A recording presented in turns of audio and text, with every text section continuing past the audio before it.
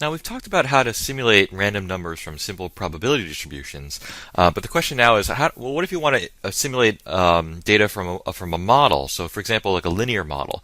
So I've got a very simple linear model here. It has a single predictor x, and it's going to have random noise, what I call epsilon, that has a normal distribution with standard deviation 2.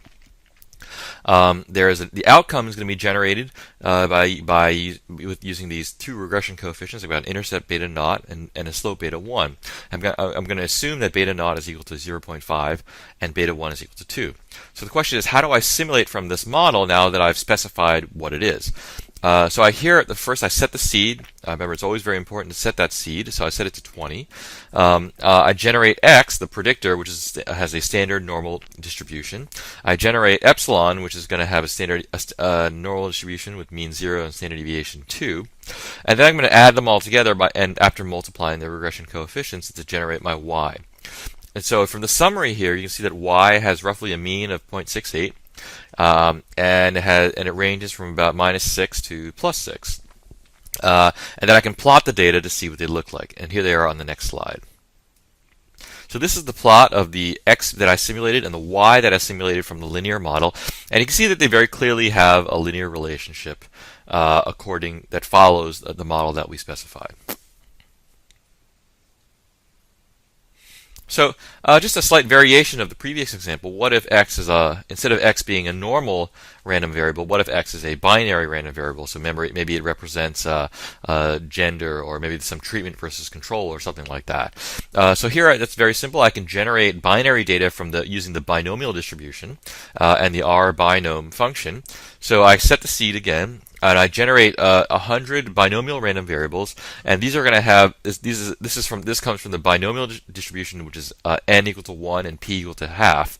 So the probability of 1 is going to be equal to 0.5. So I generate 100 of those, and then I generate my normal random variables, my normal error term, which is going to be mean 0 and standard deviation 2, and then I add them all together to produce my y. So now when I look at the summary of y, I see the mean is about 1.4, and it ranges from about -3 to 6 or 7.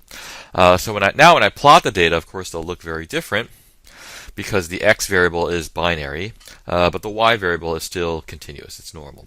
So here you can see that there appears to be a pretty clear, again, linear trend between going from x equal to 0 and x equal to 1.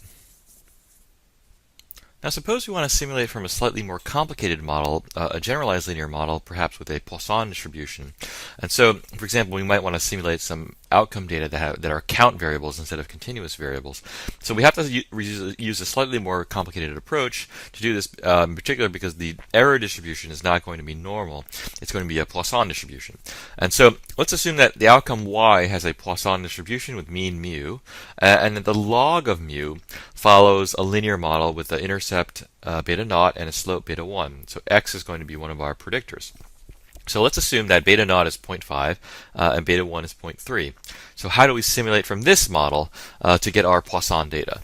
So we need to use the RPois function for this. And so we first set the seed, as always, and we generate our predictor variable x, which is going to have a standard normal distribution.